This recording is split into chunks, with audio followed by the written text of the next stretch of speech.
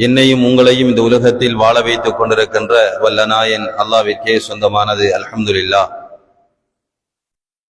ஸலவாத்தும் ஸலாமும் அன்பு நபி ஸல்லல்லாஹு அலைஹி வஸல்லம் அன்னவர்கள் மீதும்,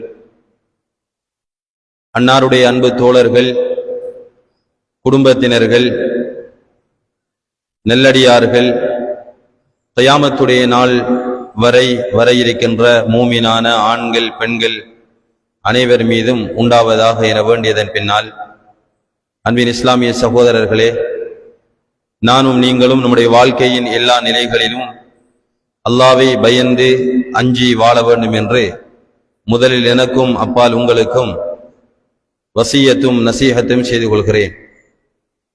அருமையான சகோதரர்களே, மிக முக்கியமான காலத்திலே நாம் எல்லாம் இருந்து கொண்டிருக்கிறோம். அல்லாஹு தஆலா உலகத்தில் வாழக்கூடிய அவனை ஏற்ற மக்களுக்கு அவனால் கடமையாக்கப்பட்ட கடமைகளில் ஆக இறுதி கடமை ஹஜ்ஜுடைய அந்த கடமையை நிறைவேற்றுவதற்காக வசதி படைத்தவர்கள் பல லட்சம் ரூபாய்களை செலவழித்து ஹஜ்ஜுடைய கடமையை நிறைவேற்றுவதற்கு எதிர்பார்த்து கொண்டிருக்கிறார்கள். இன்று வரைக்கும் ஹஜ்ஜுடைய கடமை யாருமே செய்யவில்லை. எல்லோரும் ஹஜ்ஜுடைய கடமையை நிறைவேற்றுவதற்காக இந்த மாதத்திலே எதிர்பார்த்து கொண்டிருக்கிறார்கள். அவர்கள் ஒவ்வொருவருடைய ஹஜ்ஜையும் சரிவர நிறைவேற்றுவதற்கு அல்லாஹ் வாய்ப்பளிப்பானாக. அதே போன்று இந்த ஹஜ்ஜுடைய கடமையை பூரணமாக நிறைவேற்றி வருகின்ற வரைக்கும் உடல் ஆரோக்கியத்தையும் சக்தியையும் அல்லாஹ் வழங்குவானாக. சகோதரர்களே, ஹஜ்ஜுடைய கடமை பிற 8வது நாளிலே இருந்து ஆரம்பிக்கிறது. வெறும் 5 நாட்களை கொண்ட ஒரு கடமைதான் ஹஜ்ஜுடைய கடமை. இந்த 5 நாட்கள் கொண்ட இந்த கடமையை நிறைவேற்றுவதற்காக பல இலட்சக்கணக்கான ரூபாய்க்கு செலவு செய்யப்பட்டிருக்கிறது. நாடு கடந்து கடல் கடந்து மக்கள் இவ்வளவு தூரம் பிரயாணம் செய்திருக்கிறார்கள் ஒரு 5 நாளுடைய கடமையை நிறைவேற்றுவதற்காக. இந்த லட்சக்கணக்கான ரூபாய்கள் செலவழிக்கப்பட்டாலும், இவ்வளவு தியாகங்கள் மேற்கொள்ளப்பட்டாலும், பல சிரமங்களை கஷ்டங்களை அவர்கள் சகித்துக் கொண்டாலும், அவர்களுடைய ஹஜ்ஜுடைய கடமை ஒரு நாளினுடைய சில மணி நேரங்கள் அரஃபாவுடைய மைதானத்தில் தரித்து நிற்பதன் மூலமாகத்தான் அது ஏற்றுக்கொள்ளப்படும் என்ற உண்மையை நாம் எல்லாம் விளங்கி இருக்கிறோம். ஸல்லல்லாஹு அலைஹி வஸல்லம் சொன்னார்கள், ஒருவருடைய ஹஜ்ஜுடைய கடமையில் அவர் எத்தனை கடமைகள் இருக்கின்றதோ அத்துணை கடமைகளையும் சரிவர செய்கிறார். ஆனால் இந்த ஹஜ்ஜுடைய நாட்களில், இந்த மாதத்தில் யௌமு அரஃபா என்று சொல்லக்கூடிய அரஃபாவுடைய பிறை 9வது நாளிலே அரஃபாவுடைய மைதானத்தில் ஒரு ஹாஜ் சில நிமிடங்களேனும் தரிக்கவில்லை என்றால் அவருடைய இந்த லட்சக்கணக்கான பணங்களுடைய செலவழிப்புகள், இவ்வளவு தியாகங்களை சிரமங்களை மேற்கொண்ட அந்த கஷ்டங்கள், இவருடைய குடும்ப பிரிவுகள், இவ்வளவு தூரம் அவர் செய்த பிரயாணங்கள் எல்லாமே செல்லா காசுகளாக மாறிவிடும். அவர் ஹஜ்ஜுடைய அந்த கடமையை நிறைவேற்றியவராக மாற மாட்டார். அவ்வளவு சிறப்பு பொருந்திய ஒரு நாளை உள்ளடக்கிய ஒரு காலத்திலேதான் நானும் நீங்களும் வாழ்ந்து கொண்டிருக்கிறோம். சகோதரர்களே, இந்த ஹாஜிகள் எல்லாம் இவ்வளவு பெரிய செலவு செய்து இந்த கடமையை நிறைவேற்ற செய்திருக்கிறார்கள். அவர்கள் சிரமங்களை அனுபவிக்கிறார்கள். இவர்கள் இந்த கடமையை செய்து அவர்கள் பெறுகின்ற படிப்பினை என்ன? அவர்கள் எதை ஒரு பாடமாக கற்க வேண்டும்? இங்கிருக்கின்ற நாம் எல்லாம் அவர்களை வழி அனுப்பி வைத்திருக்கிறோம். அவர்களை துஆ செய்து முசாபா செய்து அனுப்பி வைத்திருக்கிறோம். நாம் இந்த ஹஜ்ஜுடைய கடமையில் இருந்து நானும் நீங்களும் பெற இருக்கின்ற மிக முக்கியமான படிப்பினை என்ன? ஏதோ ஒரு ஃபர்ல நிறைவேற்றிட்டாரே, வந்துட்டார், அல்லாஹ்வினுடைய கடமை 5ஆம் கடமையை நிறைவேற்றி விட்டார் என்பதல்ல இங்க விடயம். இவ்வளவு பெரிய சிரமங்களை மேற்கொண்டு இவர்கள் பெற வேண்டிய மிக முக்கியமான படிப்பினை அல்லாஹ் அல் குர்ஆனிலே சொல்கிறான். ஹஜ்ரத் இப்ராஹிம் அலைஹிஸ்ஸலாம் அவர்களுடைய மகன் இஸ்மாயில் அலைஹிஸ்ஸலாம் இரண்டு பேரும் சேர்ந்து சாதாரணமான ஒரு மஸ்ஜித் அல்ல, சாதாரணமான ஒரு மஸ்ஜித் அல்ல, இந்த உலகத்திலே இன்ன அவ்வல பைத்தின் வுதிஅ லின்னாஸ், முழு மனித சமுதாயத்திற்கும் வழிகாட்டியாக முதலாக அமைக்கப்பட்ட கஅபா என்ற மஸ்ஜிதை கட்டுகிறார்கள். இந்த மஸ்ஜிதை கட்டியதற்கு பின்னால் வாப்பாவும் மகனும் சேர்ந்து அல்லாஹ்விடத்திலே ஒரு துஆ செய்கிறார்கள். ரப்பனா தகப்பல் மின்னா இன்னக அன்தஸ் ஸமீஉல் அலீம். யா அல்லாஹ், சாதாரண மஸ்ஜிதை கட்டல்ல, மஸ்ஜிதுன் நபவியை நாங்க கட்டல்ல, பைத்துல் மக்தஸை நாங்கள் கட்டல்ல, வேற ஏதாவது மஸ்ஜிதை நாங்கள் கட்டல்ல, முதலாவது மஸ்ஜிதை நாங்கள் கட்டியிருக்கிறோம். இது ஆகப்பெரிய அமல். மன் பனா லில்லாஹி மஸ்ஜிதன் பனல்லாஹு லஹு பைத்தன் ஃபில் ஜன்னah. யார் உலகத்தில் அல்லாஹ்வுக்காக ஒரு மஸ்ஜிதை கட்டுகிறாரோ அவருக்கு அல்லாஹ் சுவர்க்கத்திலே ஒரு மஸ்ஜிதை கட்டுகிறார். சாதாரண அமல் அல்ல. சுவர்க்கத்திலே நமக்காக ஒரு மஸ்ஜிதை, ஒரு மாளிகையை அமைப்பதற்கான மிகப்பெரிய ஒரு அமல் ஒரு மஸ்ஜிதை கட்டிப்பது. இவ்வளவு பெரிய ஒரு அமலை செய்திருக்கிறார்கள். இந்த அமலை செய்துட்டு யா அல்லாஹ், ஏதோ மஸ்ஜிதை கட்டுகின்ற ஒரு அமலை நாங்கள் நிறைவேற்றி விட்டோம், தகப்பல் மின்னா, இந்த அமலை நீ கபூல் செய்ய வேண்டும் என்று அமலுடைய கபூலியத்தை அல்லாஹ்விடத்திலே கேட்கிறார்கள். அல்லாஹு தஆலா அவர்கள் செய்த இந்த அமலை கபூல் செய்ததற்கான முதலாவது அடையாளம் அல்லாஹ் சொல்கிறான், இப்ராஹிமே வஅذிம் ஃபின்னாஸ் பில் ஹஜ், நீங்க மக்கள் ஹஜ் செய்வதற்காக மக்களுக்கு ஒரு அழைப்பு விடுங்க என்று சொல்றான். நீங்க ஹஜ் செய்வதற்காக அழைப்பு விடுங்கள். ஹஜ் செய்வதற்கு இந்த மக்கள் கஅபாவை நோக்கி வருவார்கள், மஸ்ஜிதுல் ஹராமை நோக்கி வருவார்கள், அல்லது மக்காவை நோக்கி வருவார்கள் என்று அல்லாஹ் சொல்லல. அல்லாஹ் என்ன சொல்கிறான் தெரியுமா? யதூக ரிஜாலன், யதூக ரிஜாலன், இப்ராஹிமே உங்களை நோக்கி உங்களிடத்திலே இந்த மக்கள் வருவார்கள். பெரிய ஒரு ஆழமான செய்தியை அல்லாஹ் சொல்கிறான். காபாவை நோக்கி வருவாங்க, நீங்க கட்டிய மஸ்ஜிதை நோக்கி வருவார்கள், மஸ்ஜிதுல் ஹராமை நோக்கி இந்த மக்கள் வருவார்கள், அல்லது இந்த மக்காவை நோக்கி மக்கள் வருவார்கள் என்று அல்லாஹ் சொல்லாமல் இப்ராஹிமே யதூக ரிஜாலன், இந்த மக்கள் எல்லாம் உங்களை நோக்கி வருவார்கள், உங்களிடத்திலே வருவார்கள் என்று அல்லாஹ் சொல்கிறான். எனவே அல்லாஹு தஆலா இப்ராஹிம் நபியே உங்களிடத்திலே இந்த மக்கள் எல்லாம் வருவார்கள் என்று அல்லாஹ் சொல்கிறான் என்றால், இப்ராஹிம் அலைஹிஸ்ஸலாம் அவர்களுடைய வாழ்க்கையில் இருந்து மிகப்பெரிய படிப்பினைகளை நம்முடைய வாழ்க்கையில் இந்த ஹஜ்ஜுடைய அமலின் மூலமாக நாம் நம்முடைய தனிப்பட்ட குடும்ப வாழ்க்கையில் உருவாக்க வேண்டும் என்ற மிக முக்கியமான ஒரு செய்தியை அல்லாஹ் சொல்லி காட்டுகிறான். எனவே சகோதரர்களே, இவ்வளவு முக்கியமான படிப்பினையை பெறுகின்ற இந்த மாதத்திலே துல்ஹிஜ்ஜாவுடைய ஆரம்ப பத்திலே நாம் எல்லாம் இருந்து கொண்டிருக்கிறோம். துல்ஹிஜ்ஜாவுடைய 2, 3, 4 நாட்களை கடந்து சென்று கொண்டிருக்கிறோம்.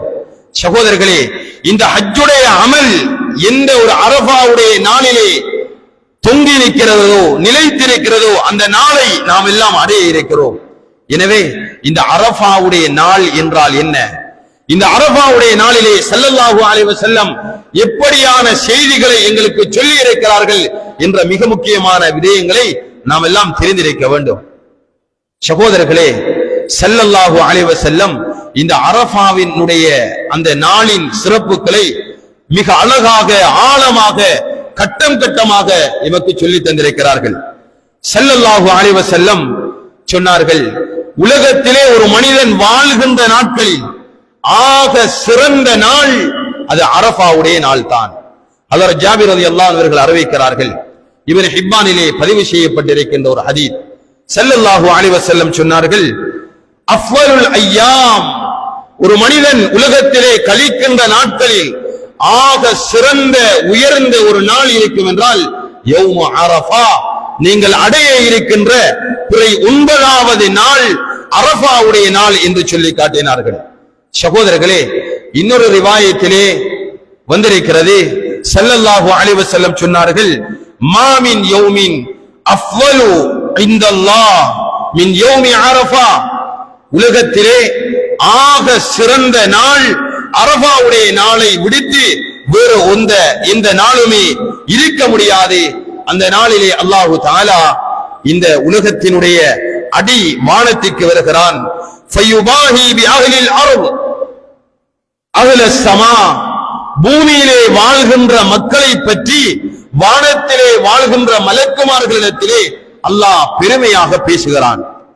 அரபாவுடைய நாளிலே அல்லாஹு தஆலா அடிவானத்திற்கு வந்து எங்களை எல்லாம் பார்த்து சிறப்பாக, கண்ணியமாக, உயர்வாக மலக்குமார்களிடத்திலே அல்லாஹ் பேசுகிறான். எப்படி சொல்கிறான் என்றால், ஃபயகூல் யா மலாயிகதி, என்னுடைய அமரர்களே, மலக்குமார்களே, உன்துரு இலா இபாதி, என்னுடைய அடியார்கள் பூமியிலே வாழ்கிறார்கள், இவங்களை எல்லாரையும் கொஞ்சம் பாருங்க. இவங்க கது அத்தௌனி ஷஅதன் வகபரன், இவர்கள் எல்லாம் இந்த அரபாவுடைய நாளிலே, அரபாவுடைய மைதானத்திலே தலை விரி கோலமாக புலிகள் படிந்த வண்ணம், அவர்களுடைய ஹராமுடைய ஆடை அழுக்கு படிந்த நிலைமையிலே இவர்கள் என்னிடத்திலே வாஹீன, தியாகம் செய்தவர்களாக எனக்கு முன்னால் காட்சி அளிக்கிறார்கள் என்று எங்களை எல்லாம் பார்த்து அல்லாஹு தஆலா மலக்குமார்களிடத்திலே சொல்கிறான். எனவே அவ்வளவு சிறந்த, உயர்ந்த ஓர் நாள் தான் நாம் எல்லாம் எதிர்பார்த்து கொண்டிருக்கின்ற 9வது நாள் அரபாவுடைய நாளாக இருக்கிறது. சகோதரர்களே, இது எவ்வளவு சிறப்பான ஒரு நாள் என்றால், அல்லாஹு தஆலா இந்த நாளிலேதான் இந்த தீனை பூரணப்படுத்தி இருக்கிறான். இந்த நாளிலேதான் அல்லாஹு தஆலா எங்களுக்கு தந்திருக்கக்கூடிய அனைத்து நியமத்துக்களையும் பாக்கியங்களையும் இந்த நாளிலேதான் அல்லாஹு தஆலா பூரணம் செய்திருக்கிறான். யகூதிகள் சிலர்கள் ஹதரத் உமர் ரலியல்லாஹு அன்ஹு இடத்திலே வந்து சொல்கிறார்கள், உமரே, ஒரு நாள் இருக்கிறது, அந்த நாள், அதனுடைய மகத்துவம், அதனுடைய சிறப்பு, அவைகளை எல்லாம் நாங்கள் உணர்ந்திருக்கிறோம். அந்த நாளை ஒரு பெருநாளுடைய நாளாக நாங்கள் எல்லாம் நினைத்து அந்த நாளை கொண்டாட இருக்கிறோம் என்று சொன்னார்கள். ஹதரத் உமர் ரலியல்லாஹு அன்ஹு அவர்கள் சொன்னார்கள், அந்த நாள் என்ன நாள்?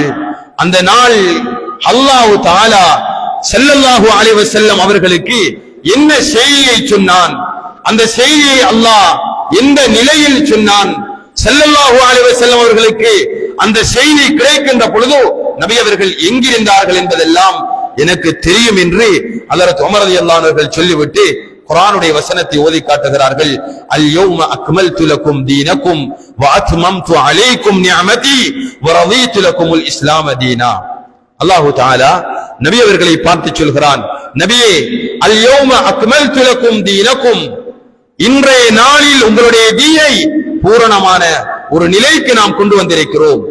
வ அத்மம்து அலைக்கும் நிஅமதி, என்னுடைய எல்லா பாக்கியங்களையும் இந்த அரபாவுடைய நாளிலே நான் பூரணப்படுத்தியிருக்கிறேன் என்ற குர்ஆனுடைய வசனத்தை அல்லாஹ் தஆலா சொல்லிய அந்த செய்தியை உமர் ரலியல்லாஹு அன்ஹு அவர்கள் ஓதி காட்டுகிறார்கள்.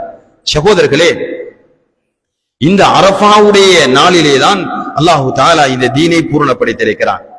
அப்படி என்றால் நாம் எப்படி விளங்குவோம்டா, இஸ்லாத்தினுடைய 5வது கடமை ஹஜ்ஜுடைய கடமை.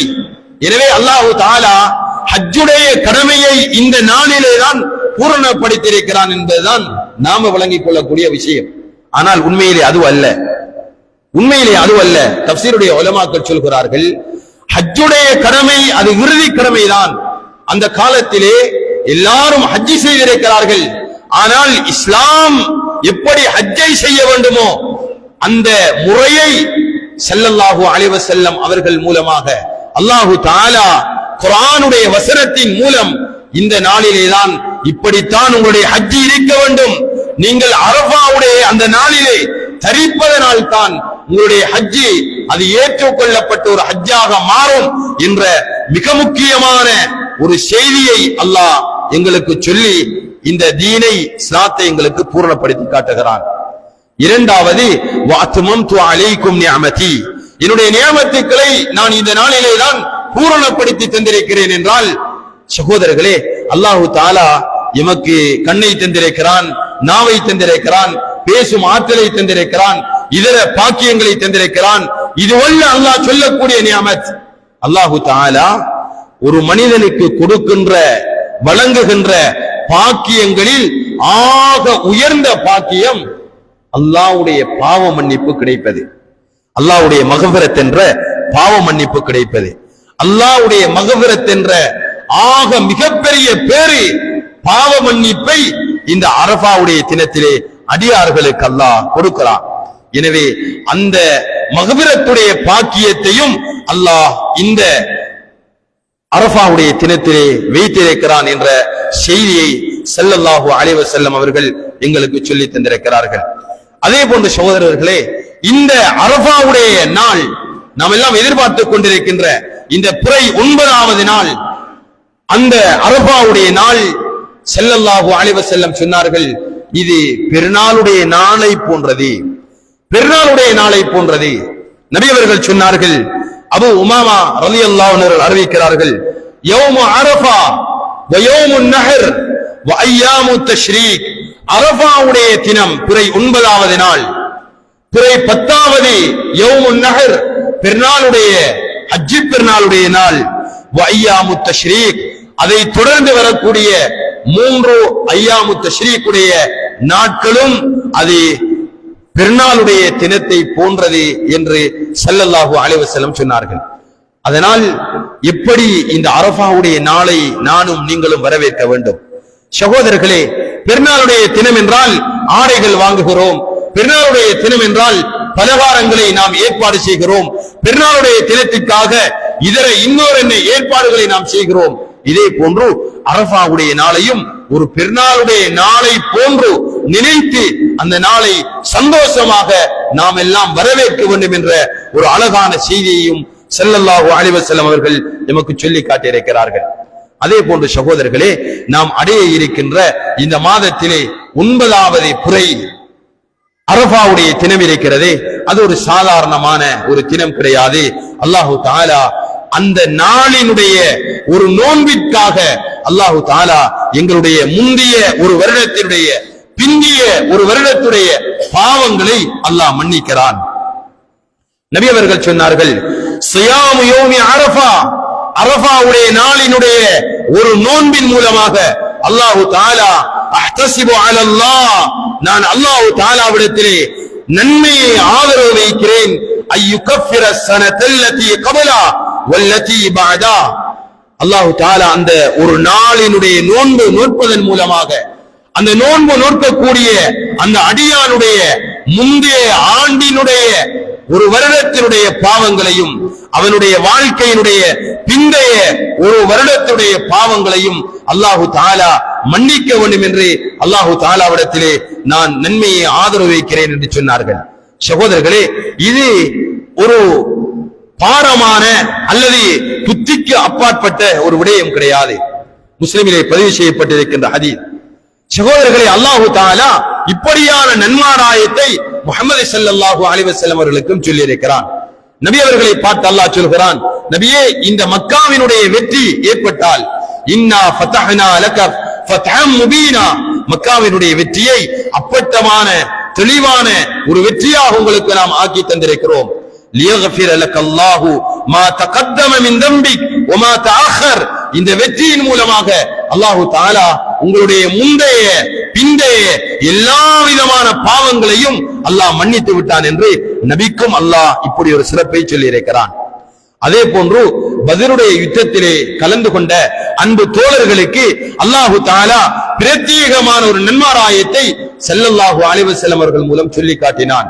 அன்பு தோழர்களே, யஅமலு மா ஷிஅதும், நீங்க எப்படி வாழ வேண்டும் என்றாலும் என்ன செய்ய வேண்டும் என்றாலும் செய்து கொள்ளுங்கள், அல்லாஹு தஆலாவாகிய நான் உங்களுடைய பாவங்களை எல்லாம் மன்னித்து விட்டேன் என்ற ஒரு அழகான செய்தியையும் சஹாபாக்களுக்கு அல்லாஹ் சொல்லி காட்டியிருந்தான்.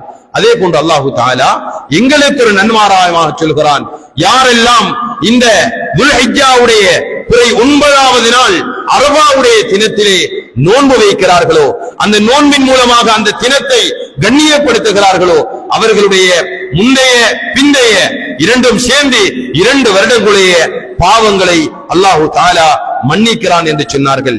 அவ்வளவு உயர்ந்த ஒரு நாளை நாம் எல்லாம் பிறை 9வது தினத்திலே அடைய இருக்கிறோம். சகோதரர்களே, இது ஒரு சாதாரணமான நாள் கிடையாது. அந்த பிறை 9வது நாள் இருக்கிறது, யௌமுல் மக்ஃபிரா வல் இத்கு மினன் நார்.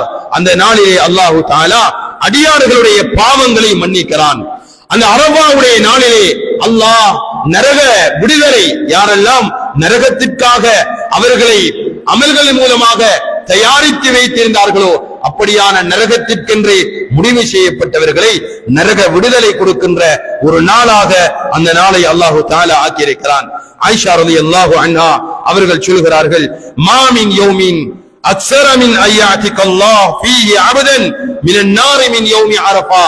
அல்லாஹு தஆலா நரக விடுதலை கொடுக்கின்ற நாட்களில் அதிகமான மனிதர்களை நரகத்திலிருந்து விடுதலை பெற வைக்கின்ற ஒரு நாளாக அரஃபாவுடைய நாள் இருக்கின்றது என்பதாக சொல்கிறார்கள். எனவே சகோதரர்களே, இந்த அரஃபாவுடைய நாளிலே அல்லாஹு தஆலா நரக விடுதலை தருகின்ற ஒரு நாளாக இருக்கிறது. எனவே அந்த நாள் அது இவ்வளவு மகத்துவமிக்க ஒரு நாளாக இருப்பதனால் நாம் அடைய இருக்கின்ற பெருநாளைக்கு முந்தைய பிறை 9வது அந்த அரஃபாவுடைய தினத்திலே நாம் எல்லாம் என்னென்ன அமல்கள் செய்ய வேண்டும் என்ற மிக முக்கியமான ஒரு செய்தியை நாம் விளங்கி எங்களுடைய வீடுகளிலும் சொல்ல வேண்டும். முதலாவது சகோதரர்களே, இந்த அரஃபாவுடைய தினத்தை அடையக்கூடிய பாக்கியத்தை அல்லாஹ் எனக்கும் உங்களுக்கும் தந்தால் அந்த நாளிலே முதலாவது நாம் அன்றைய நாளிலே நோன்பு வைத்து அந்த நாளை மதிக்க வேண்டும், கண்ணியப்படுத்த வேண்டும். அந்த நோன்பின் மூலமாக ஸல்லல்லாஹு அலைஹி வஸல்லம் என்ன பாவ மன்னிப்பை எமக்கு நன்மாராயமாக சொல்லியிருக்கிறார்களோ அந்த பாவ மன்னிப்பை நாம் எல்லாம் அடைய வேண்டும். இரண்டாவதாக, அந்த நாளை நாம் அடைந்தால், அரஃபாவுடைய தினத்தை நாம் அடைந்தால் அந்த நாளிலே அல் இக்ஸார் மின ذிக்ரி வத்துஆ, அதிகமாக அல்லாஹ்வை zikr செய்ய வேண்டும். அந்த நாளிலே நாம் அதிகமாக அல்லாஹ்விடத்திலே துஆ கேட்க வேண்டும். உண்மையிலே ஹஜ்ஜாஜிகளும் இந்த நாளை அடைந்தால் அந்த நாளிலே அதிகமாக zikர்களில் தங்களை ஈடுபடுத்துவார்கள். துஆக்களில் கூட்டான தனிமையிலே அவர்கள் தங்களுடைய தேவைகளை அல்லாஹ்விடத்திலே கேட்டு பெறுகின்ற ஒரு நாளாக அந்த நாளை அடையாளப்படுத்துவார்கள். எனவே நாமும் இந்த நாளிலே அதிகமாக zikr துஆக்களில் கழிக்க வேண்டும். ஸல்லல்லாஹு அலைஹி வஸல்லம் சொன்னார்கள், கைரு துஆ துஆஉ யௌமி அரஃபா. ஒரு மனிதன் கேட்கின்ற துஆக்களில் சிறந்த துஆவிற்குரிய ஒரு நாள் என்றால் அது அரஃபாவுடைய நாளிலே கேட்கப்படுகின்ற துஆ என்று சொன்னார்கள். எனவே இதர நாட்களில் நாம் துஆ கேட்டாலும் அந்த துஆக்களை அல்லாஹ் கபூல் செய்கிறான்.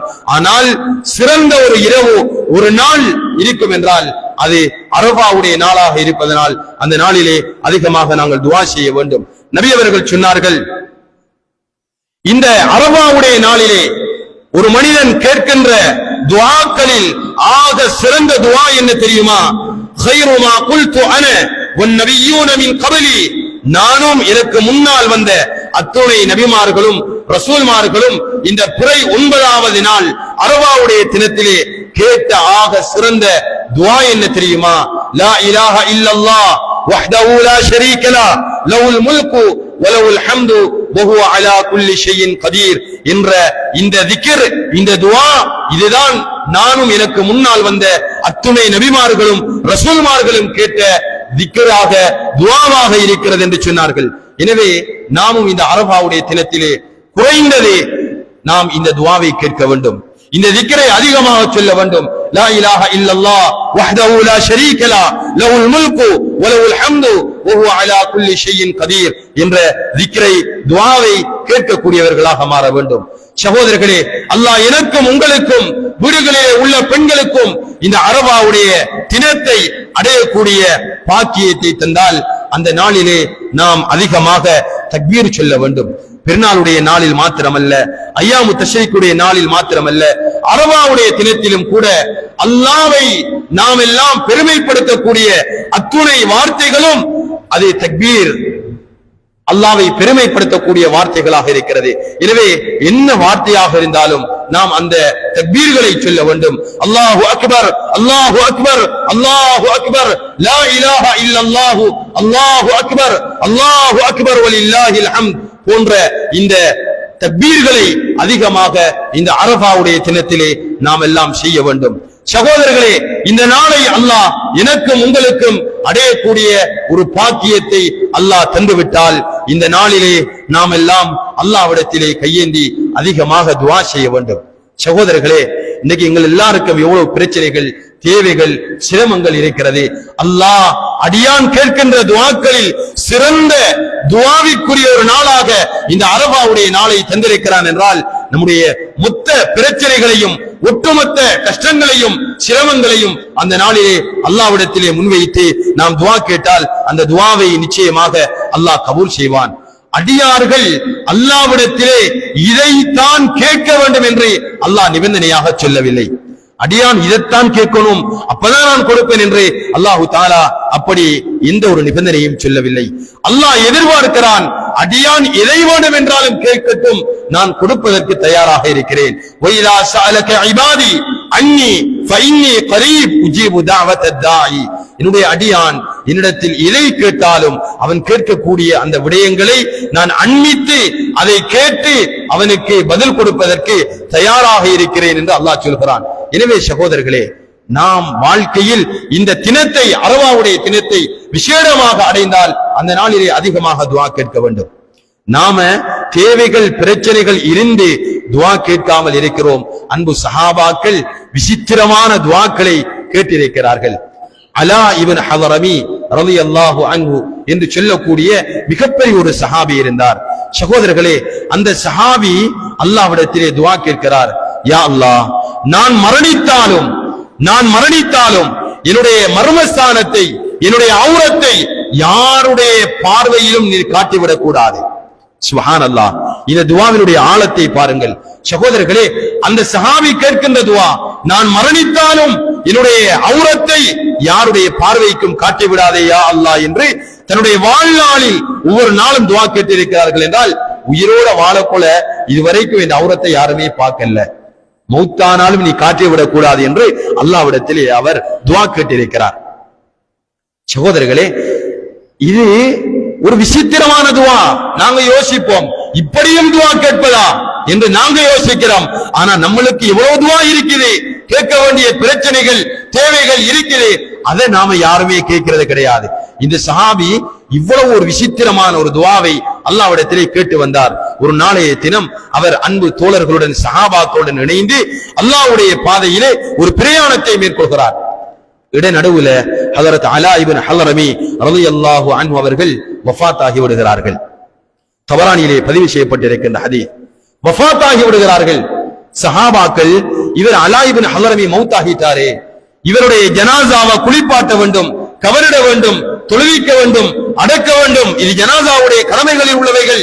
எனவே இவரை குளிப்பாட்டுறதுக்கு அக்கம் பக்கம் அந்த காட்டு வனாந்திர பகுதியிலே தண்ணி தேடுறாங்க, தண்ணி கிடைக்கல, தடுமாறுகிறார்கள் சஹாபாக்கள். இருந்த சஹாபாக்களுக்கு பக்கத்திலே உள்ள ஒரு கிராம மக்கள் சொல்கிறார்கள், இந்த பகுதியிலே போனால் தேவையான அளவுக்கு நீங்க தண்ணீரை கொண்டு வந்து விடலாம். சஹாபாக்கள் ஓடோடி செல்கிறார்கள் தண்ணீரை எடுத்து வருவதற்காக. அலா இப்னு ஹதரமி ரலியல்லாஹு அன்ஹு அவருடைய ஜனாஸா அவர்கள் வஃபாத் ஆகி அதே இடத்திலேயே வைத்துவிட்டு செல்கிறார்கள். தண்ணி அடைஞ்சு கொண்டார்கள் சஹாபாக்கள். தண்ணி எடுத்துட்டு ஓடோடி வருகிறார்கள். அலா இப்னு ஹதரமி ரலியல்லாஹு அன்ஹு அவருடைய ஜனாஸாவை குளிப்பாட்டுவதற்காக வந்து பார்க்கிறார்கள். அல்லாஹு தஆலா இவருடைய துஆவை கபூல் செய்ததனால் அவருடைய ஜனாஸாவை மலக்குமார்களை கொண்டு அல்லாஹ் குளிப்பாட்டி அவருடைய ஔரத்தை யாருக்கும் அல்லாஹ் காட்டாமல் கண்ணியமாக பூமிக்குள்ளே எடுத்து விட்டான். சுப்ஹானல்லாஹ். சகோதரர்களே, அல்லாஹு தஆலா எப்படியான துஆக்கள் கேட்டாலும் அதை கபூல் செய்வான். நம்மளுக்கு எவ்வளவு பிரச்சனை, எவ்வளவு தேவை, எவ்வளவு சிரமங்களை நாம் உள்ளங்களிலே சுமந்து கொண்டிருக்கிறோம். என்னுடைய பிள்ளைக்கு திருமணம் முடிப்பதற்கு எனக்கு வசதி கிடையாது, குமரு புள்ள வயசு வந்துட்டு, நான் பெரும் கடன் சுமையிலே இருக்கிறேன், பாரிய நோயிலே இருக்கிறேன், பாரிய தேவைகளுடன் இருக்கிறேன், வீடு இல்லாத பிரச்சனைகள் இருக்கிறேன், இன்னொரு என்ன பிரச்சனைகள் இருக்கிறேன். இவ்வளவு பிரச்சனை இருந்தும் அல்லாஹ்விடத்தில இந்த அரபாவுடைய தினத்தில நானும் நீங்களும் துஆ கேட்டால் அல்லாஹ் கபூல் செய்யாமல் இருப்பானா? எனவே சகோதரர்களே, துஆக்கள் கேட்பதில் சிறந்த ஒரு நாள் அது அரபாவுடைய நாளாக இருப்பதனால் நாம் அடைய இருக்கின்ற இந்த அரபாவுடைய தினத்திலே, அந்த நாளிலே நாம் எல்லாம் துஆவிற்காக அதிகமாக எங்களுடைய காலங்களை செலவழிக்க வேண்டும். சகோதரர்களே, இந்த அமல்களை செய்து அந்த அரபாவுடைய தினத்திலே நாம் எல்லாம் பெறுகின்ற மிக பிரதானமான படிப்பினைகள் என்ன என்பதையும் நாம் எல்லாம் விளங்கிக் கொள்ள வேண்டும். ஹஜ்ரத் ஸல்லல்லாஹு அலைஹி வஸல்லம் மிகப்பெரிய தீனுடைய இஸ்லாத்துடைய பிரச்சாரம் செய்து மிகப்பெரிய பணியை செய்து அவருடைய ஆரம்ப கட்டத்திலே குடும்பத்தினால் கூட மிகப்பெரிய சோதனைகளையும் வேதனைகளையும் இன்னல்களையும் தாங்கி நின்று ஸல்லல்லாஹு அலைஹி வஸல்லம் அந்த ஹஜ்ஜத்துல் வதா என்று சொல்லக்கூடிய நபியுடைய வாழ்க்கையிலே செய்த ஆக முதலாவது ஆக இறுதியுமான அந்த ஹஜ்ஜுடைய அந்த இறுதி அரஃபாவுடைய நாளிலே அந்த மைதானத்திலே அந்த தினத்திலே ஸல்லல்லாஹு அலைஹி வஸல்லம் பிறை 9வது அந்த நாளிலே மிகப்பெரிய ஒரு செய்தியை எனக்கும் உங்களுக்கும் விட்டுவிட்டு சென்றிருக்கிறார்கள். சகோதரர்களே, அன்றைய நாளிலே ஸல்லல்லாஹு அலைஹி வஸல்லம் அந்த 9வது தினத்திலே நமக்கு சொன்ன செய்தி என்ன தெரியுமா? நீங்கள் எல்லாம் அல்லாஹ்வுடைய கட்டளைகளை பற்றி பிடித்துக் கொள்ளுங்கள், அல்லாஹ்வுடைய நம்பிக்கையை வளர்த்துக் கொள்ளுங்கள், நீங்கள் எல்லாம் அல்லாஹ்வுடைய கடமைகளை விட்டுவிடக் கூடாது என்ற அல்லாஹ்வினுடைய தொடர்போடு சம்பந்தப்பட்ட எந்த ஒரு கடமைகளையும் ஸல்லல்லாஹு அலைஹி வஸல்லம் அவர்கள் சொல்லவில்லை. அந்த நாளிலே அரஃபாவுடைய தினத்திலே பிறை 9வது நாளிலே ஸல்லல்லாஹு அலைஹி வஸல்லம் சொன்ன செய்திகள் எல்லாம், அன்பு தோழர்களே, நீங்கள் எல்லாம் அல்லாஹ்வுடைய கடமைகளில் குறைபாடு செய்து அல்லாஹ்வை சந்தித்தாலும் அல்லாஹ் உங்களை ஒரு நாள் மன்னித்து சுவர்க்கத்திற்கு அனுப்புவான். ஆனால் உலக வாழ்க்கையிலே அடியார்களுடன் நல்ல முறையிலே நடந்து கொள்ளுங்கள் என்ற ஹுகூகுல் இபாத், அடியார்களோடு நடக்க வேண்டிய மிக முக்கியமான ஒரு செய்தியை சொல்லிவிட்டு சென்றிருக்கிறார்கள். சகோதரர்களே, நபி அவர்களுடைய முதலாவது தூதுத்துவத்தினுடைய முதலாவது செய்தியும் அது அடியார்களுடன் தான் சம்பந்தப்பட்டிருக்கிறது. நபி அவர்கள் ஹிரா குகையிலே இருக்கிறார்கள். ஜிப்ரீல் அலைஹிஸ்ஸலாம் வந்து நீங்க ஓதுங்கன்னு சொல்றாங்க. ஸல்லல்லாஹு அலைஹி வஸல்லம் எனக்கு ஓத தெரியாது என்று சொல்கிறார்கள். இறுதியாக அல்லாஹு தஆலா ஸல்லல்லாஹு அலைஹி வஸல்லம் அவர்களுக்கு ஜிப்ரீல் அலைஹிஸ்ஸலாம் மூலமாக குர்ஆனை ஓதுகின்ற பாடத்தை கற்றுக் கொடுக்கிறான். ஜிப்ரீல் அலைஹிஸ்ஸலாம் முஹம்மது ஸல்லல்லாஹு அலைஹி வஸல்லம் அவர்களை இறுக கட்டி பிடிக்கிறார்கள். சும்மா தலகனி ஜிப்ரீல், பிறகு என்னை ஜிப்ரீல் அலைஹிஸ்ஸலாம் விட்டு விட்டார்கள். ஹத்தா வஜத்து மின்ஹு அல் ஜஹத, நான் ஏதோ ஒரு பாரத்தை என்னுடைய உள்ளத்திலே உணர்ந்து கொண்டேன். இந்த பாரத்தை முஹம்மது ஸல்லல்லாஹு அலைஹி வஸல்லம் அல்லாஹ்வுடைய கட்டளையை சுமந்திருக்கிறார்கள். முதலாவது போனது ஸல்லல்லாஹு அலைஹி வஸல்லம் மஸ்ஜிதை நோக்கி இல்ல, அல்லாஹ்வுடைய கட்டளையை நிறைவேற்றுவதற்காக இல்ல. அந்த கட்டளையை சுமந்த ஸல்லல்லாஹு அலைஹி வஸல்லம் முதலாவது போனது அடியாருடைய கடமையை நிறைவேற்றுவதற்காக. எங்க போனாங்க? முதலாவது ஹஜ்ரத் ஹதீஜா ரலியல்லாஹு அன்ஹா அவர்களிடத்திலே தான் செல்கிறார்கள். சரி, ஹதீஜா ரலியல்லாஹு அன்ஹா வந்துட்டார் கணவர், அல்லாஹ்வுடைய கட்டளையை எடுத்து அடியாராகிய என்னிடத்திலே வந்திருக்கிறார்கள். இப்ப ஹதீஜா ரலியல்லாஹு அன்ஹா என்ன சொன்னாங்க தெரியுமா? யா ரசூலல்லாஹ், அல்லாஹ்வுடைய கட்டளை வந்திருக்கிறது, இதையெல்லாம் நீங்கள் கட்டாயம் பின்பற்ற வேண்டும், இதை நீங்க பாதுகாக்க வேண்டும் என்ற நல்ல செய்தியை சொல்லல. ஹதீஜா ரலியல்லாஹு அன்ஹா நபி அவர்களுக்கு கொடுத்த ஆறுதல் என்ன தெரியுமா? முதலாவது அடியார்கள் சம்பந்தப்பட்ட விடயம்தான். நபியே, இன்னக லதஸிலுர் ரஹீம், நீங்கள் குடும்பங்களை சேர்த்து வாழ்கிறீர்கள். வ தஹ்மீலுல் கல், வாழ்க்கையில் மற்றவர்களால் ஏற்படுகின்ற சிரமங்களை பிரச்சனைகளை நீங்கள் தாங்கிக் கொள்கிறீர்கள். பழிக்கு பழியெல்லாம் நீங்க எடுக்க மாட்டீங்க. வ தக்ஸிபுல் மஅதூம், இல்லாதவர்கள், ஏழைகள், கஷ்டமுள்ளவர்கள், இவர்களை எல்லாம் நீங்கள் அரவணைத்து வாழ்கிறீர்கள். பிரபலத்துடைய பெருமை, ஆட்சியினுடைய அதிகாரத்துடைய மமதையுடன் நீங்க ஏழைகள் பணக்காரன் என்ற வேறுபாட்டுடன் வாழல்ல, அவங்களையும் நீங்க சேர்ந்து வாழ்றீங்க, அணைச்சு வாழ்றீங்க.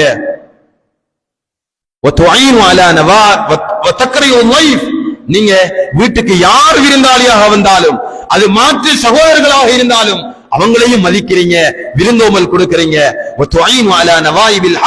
நீங்க உண்மைக்கு பாடுபடக்கூடியவர்களுக்கு உதவியாளர்களாக நீங்கள் இருக்கிறீர்கள் என்ற அந்த அடியார்களுடன் சம்பந்தப்பட்ட செய்தியை தான் ஹஜ்ரத் ஹதீஜா ரலியல்லாஹு அன்ஹா அவர்கள் நபி அவரிடத்திலே சொல்கிறார்கள். சகோதரர்களே, ஸல்லல்லாஹு அலைஹி வஸல்லம் மரணிக்கிறார்கள், உலகத்தை விட்டு பிரிய இருக்கிறார்கள். நபியுடைய கடைசி வார்த்தை என்ன? நபியோட கடைசி வார்த்தை என்ன?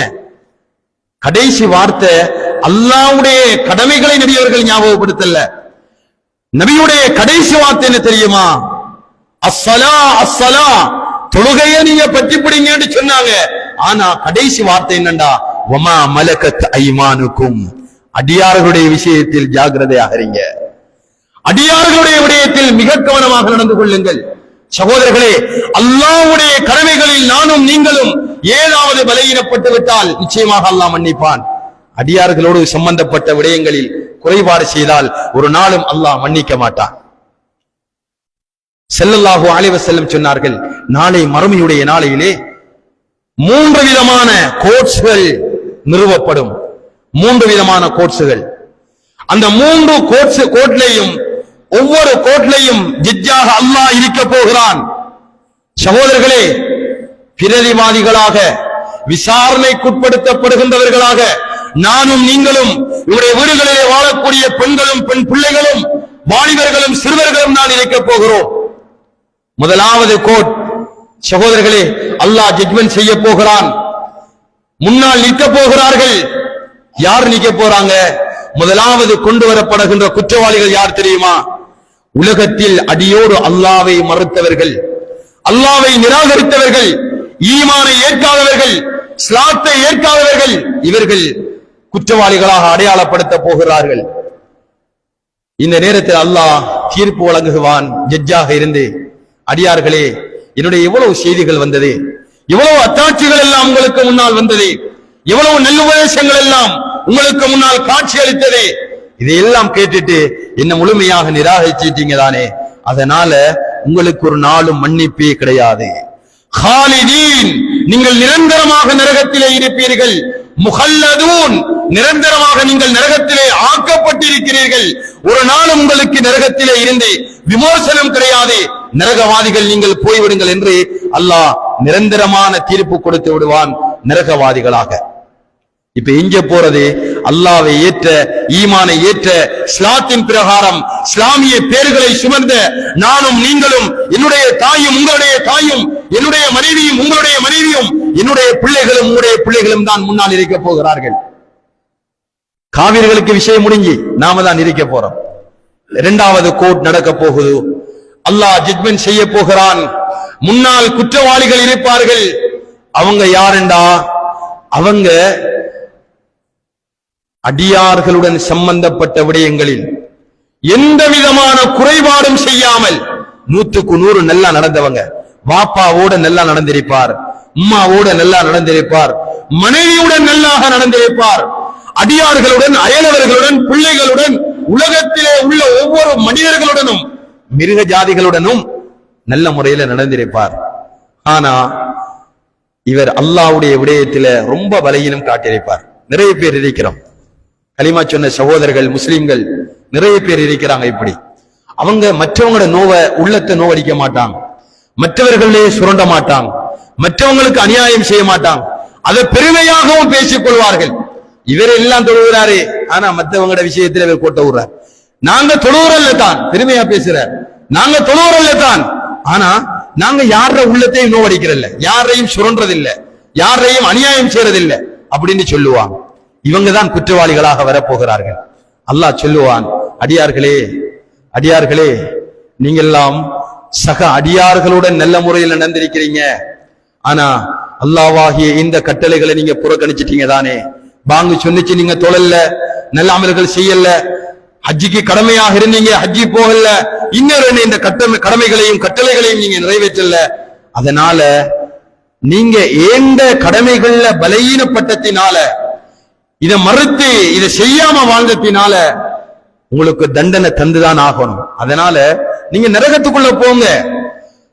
ஏந்த கடமைகள்ல நீங்க பலகீனம் செய்ததினால அதற்கான தண்டனைகளை நரகத்திலே அனுபவிங்கள். இன்ஷா அல்லாஹ் நான் உங்களை அந்த தண்டனை அனுபவிச்சதுக்கு பிறகு நரகத்திலிருந்து சொர்க்கத்துக்கு ஆக்கிடுவேன், மன்னிப்பு தந்துடுவேன், உங்களுக்கு நான் மன்னிப்பு தந்துடுவேன் அப்படின்னு சொல்லி அல்லாஹ் முடிவு செய்து விடுவான். இப்ப இந்த மக்கள் அவங்க கொஞ்ச காலம் நரகத்தில அல்லாஹ்வுடைய கட்டளைகளை சரியான முறையில பாதுகாக்காததினால் தண்டனை பெறுவதற்காக நரகத்தில் வீசப்பட்டு இன்ஷா அல்லாஹ் பின்னால் ஒரு காலம் அவர்கள் சொர்க்கத்துக்குள்ள வந்துடுவாங்க. அதனாலதான் நபி அவங்க சொன்னாங்க, யாருடைய உள்ளத்தில் அணுவளவேனும் ஈமான் இருக்கிறதோ அவர் தண்டனை அனுபவிச்சதுக்கு பிறகு சொர்க்கத்துக்குள்ள வந்துடுவார். இப்ப மூன்றாவது கோர்ட், அல்லாஹ் ஜட்ஜ்மென்ட் செய்ய போகிறான். பிரதிவாதிகளாக நாங்கள் எல்லாம் இருக்க போகிறோம். அல்லாஹ் சொல்லுவான், அடியார்களே, உங்களோட குற்றம் என்ன? இப்ப இவங்களை நாம் எல்லாம் சொல்ல போகிறோம், யா அல்லாஹ், உண்ட கடமையில எந்த குறைபாடும் செய்யல, டைமுக்கு தொழுதோம், நோன்பு வச்சோம், ஜகாத்து கொடுத்தோம், ஹஜ்ஜி செய்தோம். எல்லா அமல்களையும் அளவாக பூரணமாக நபியுடைய வாழ்க்கை பிரகாரம் நாங்கள் வாழ்ந்தோம். உனக்கு அண்ணுவள வேணும் மாற செய்யல. அப்ப நீங்க செய்த குற்றம் என்னப்பா? இப்ப இவர் சொல்லுவார், மனைவியுடைய விஷயத்துல நான் நிறைய பிழைகள் செய்திருக்கிறேன். பெத்த தாயுடைய விடயத்தில் தாயை நான் தான் இந்த அநாத மடத்துல கொண்டு போயிட்டு போட்டேன். தாய குடிசை வீட்டுல நான் போட்டேன். சகோதரர்களே, மனவேதனையுடன் இந்த மட்டும் சொல்றேன். இந்த இருக்கிற அட்டாளச்சேனைக்கு ஒரு சந்தர்ப்பத்துல ஒரு விஷயமாக போக கிடைச்சிச்சு, ஜமாத்துல போக கிடைச்சிச்சு. இப்போ ஒரு கஸ்ட் போனேன், பெண்கள் ஜமாத்துல போயிருந்தேன். அங்க வீடுகள்ல போயிட்டு எங்க ஜமாத் வந்திருக்குது, பெண்கள் வந்திருக்கிறாங்க, பயான் இருக்குது வாங்கன்னு சொல்லுவாங்க. போற நேரத்துல ஒரு வீட்டுல ஒரு குடிசை வீடு, அந்த வீட்டுடைய எல்லா கதவுகளும் தாப்ப போடப்பட்டிருக்குது. வெறுமனே ஒரு அட்டு மாதிரி உண்டு, ஒரு சின்ன ஒரு கோபிசம் உண்டு மட்டும் தகரத்தால் போடப்பட்டிருக்கிறது. அந்த தகரத்தால இருக்கிறதுக்குள்ள சத்தியமாக நான் என்றால் ஒரு நாயை கூட படுக்க விட மாட்டேன். அவ்வளவு அழுக்காகவும் அசிங்கமாகவும் இருக்கிறது. ஒரு சாதாரணமான ஒரு பாய், அந்த பாயில ஒரு தாய் எழும்பி இருக்க இயலாது. அவ ஒரு புல்ல வச்சுட்டு அப்படியே கிழிஞ்ச மாதிரி 87 வயதுல உள்ள ஒரு தாய் இருக்கிறா. அந்த தாயிட மகன் மாடி வீட்டுல வாழ்றார், பள்ளிவாசலுக்கு பக்கத்துல. தாயுடைய கணவன் தாய திருமணம் முடிச்சு கலட்டிட்டு போயிட்டாரு வேறொரு பொம்பளைக்காக. கணவனும் அந்த பெண்ணை சரியான முறையிலே பார்க்கல, அந்த பிள்ளையும் அந்த தாயை சரியான முறையில கவனிக்கல. இப்படியான முறையில யாரெல்லாம் வாழ்கிறார்களோ இவங்க சொல்லுவாங்க, எந்த அம்மாவை, எந்த வாப்பாவை, எந்த மனைவிய, எந்த பிள்ளைய, எந்த உறவுகளை, ஏன் என்னுடைய அயலவர்களை எல்லாம் சரியான முறையில நாங்க பார்க்கல. அவனை சுரண்டினம், அவன் சொத்தை சுரண்டினம், இவன் காணிய, இவன் பணத்தை, இவன் அதிகாரத்தை பறித்தெடுத்தோம் அப்படின்னு சொல்லுவாங்க. அல்லாஹ் சொல்லுவான், அடியார்களே தீர்ப்பு என்ன தெரியுமா? எந்த விஷயத்திலே நீங்க நடந்துட்டீங்க, உண்மையிலே உங்களுக்கு சொர்க்கத்தை தந்துதான் ஆகணும்.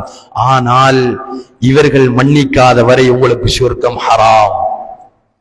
இந்த அடியார்கள் உங்களை மன்னிக்காத வரை சொர்க்கம் ஹராம். சகோதரர்களே, அல்லாஹ்வுடைய அமல்களில் பலவீனம் ஏற்பட்டால் நிச்சயமாக சத்தியமாக அல்லாஹ் எமக்கு சுவர்க்கத்தை தருவான்.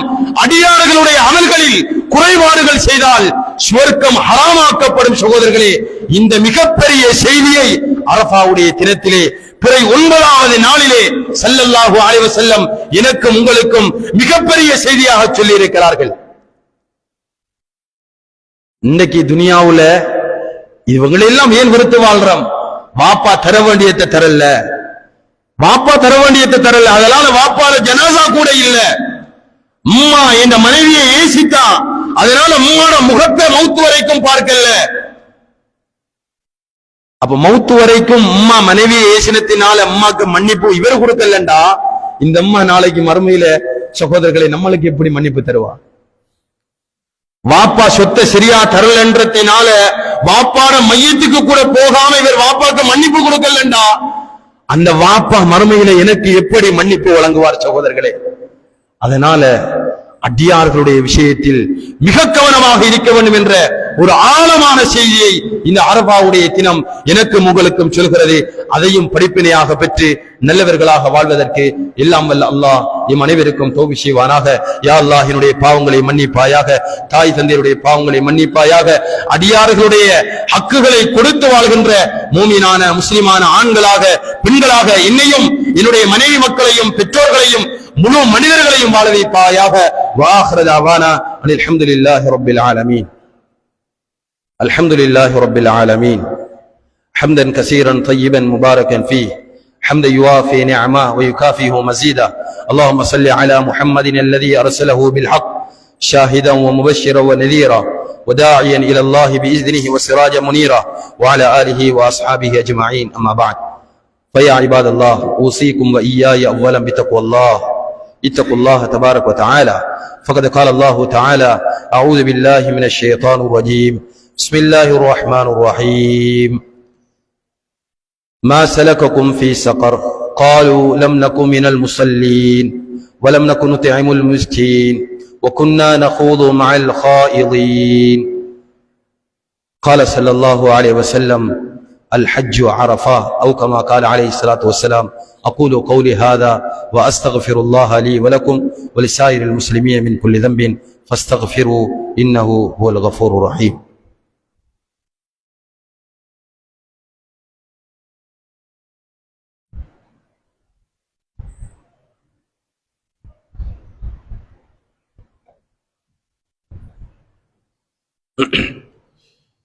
الحمد لله رب العالمين والعاقبة للمتقين ولا عدوان إلا على الظالمين والصلاة والسلام على أشرف الأنبياء والمرسلين وشفيع المذنبين وحبيب رب العالمين وعلى آله وأصحابه أجمعين. أما بعد، فيا عباد الله اتقوا الله حق تقاته، اتقوا الله تبارك وتعالى، فمن اتقى الله وقاه ومن توكل عليه كفاه. يا أيها الناس إن لكم معالم فانتهوا إلى معالمكم، وإن لكم نهاية فانتهوا إلى نهايتكم، فإن العبد المؤمن بين المخافتين، بين أجل قد مضى لا يدري نفس ما الله قاض به، فليتزود العبد من نفسه لنفسه، ومن حياته لموته، ومن شبابه لكبره، ومن دنياه لآخرته، فإن الدنيا خلقت لكم وأنتم خلقتم للآخرة. وصلوا وسلموا على هذا البشير والسراج المنير كما أمركم بذلك اللطيف الخبير. وقال تعالى: إن الله وملائكته يصلون على النبي يا أيها الذين آمنوا صلوا عليه وسلموا تسليما. قال صلى الله عليه وسلم: من صلى عليه مرة صلى الله عليه بها عشرا. اللهم صل على محمد وعلى آل محمد كما صليت على إبراهيم وعلى آل إبراهيم، وبارك على محمد وعلى آل محمد كما باركت على إبراهيم وعلى آل إبراهيم في العالمين إنك حميد مجيد. وقال صلى الله عليه وسلم: اللهم ارحم أمتي بأمتي أبي بكر، وأشهدهم في أمر الله عمر، وأصدقهم حياء عثمان، وأقضاهم علي رضي الله عنهم ورضوا عنه، وفاطمة سيد نساء أهل الجنة، وحمزة أسد الله وأسد رسوله. اللهم اغفر لعباس وولده ظاهرة وباطنا، لا تغادر ذنبا. الله الله في أصحابي، لا تتخذهم غرضا من بعدي، فمن أحبهم فبحبي أحبهم، ومن أبغضهم فببغضي أبغضهم. خير القرون قرني، ثم الذين يلونهم، ثم الذين يلونهم. اللهم اغفر للمؤمنين والمؤمنات والمسلمين والمسلمات. اللهم أعز الإسلام والمسلمين، وأذل الشرك والكفرة المشركين. ربنا لا تجعلنا فتنة للقوم الظالمين، ونجنا برحمتك من القوم الكافرين. ربنا اغفر لنا ولإخواننا الذين سبقونا بالإيمان، ولا تجعل في قلوبنا غلا للذين آمنوا ربنا إنك رؤوف رحيم. عباد الله، إن الله يأمر بالعدل والإحسان وإيتاء ذي القربى وينهى عن الفحشاء والمنكر والبغي يعظكم لعلكم تذكرون. واذكروا الله العظيم الجليل الجبار يذكركم، واشكروه على نعمه يزدكم، ولذكر الله تعالى أكبر، والله يعلم ما تصنعون.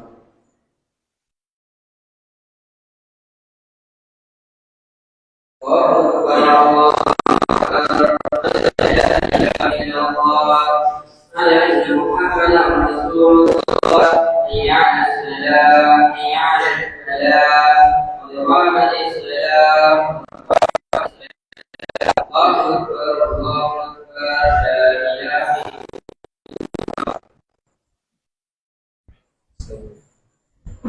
الله.